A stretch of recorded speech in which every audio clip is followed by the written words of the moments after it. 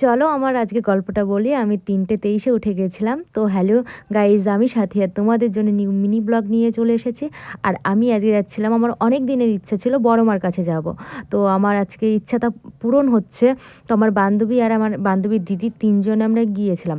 তো ভোরবেলায় ৫:২০ মতন বাস ছিল আমাদের। বাসে করে এসে বর্ধমান থেকে আমরা নৈহাটি চলে এসেছিলাম। দাঁড়িয়ে মানে ১.৫ ঘন্টার মতন দাঁড়িয়েছিলাম, এত ট্রেনে ভিড় ছিল বলে। তো এইখানে বড় মার কাছে এসে দেখছি লাইন শেষই হচ্ছে না, এত ভিড়।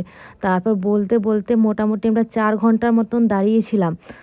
৪ ঘন্টার মতন দাঁড়িয়ে থাকে তারপর এইখানে মন্দিরে এই পরে আমরা ঢুকবো, মানে এত শান্তি পাচ্ছিলাম। মানে রোদের মধ্যে দাঁড়িয়েছিলাম, বলে না কষ্টের ফল এরকম কিছু একটা বলে। তো ফাইনালি আমি মন্দিরে ঢুকতে পেরেছি, এটাই হচ্ছে কথা।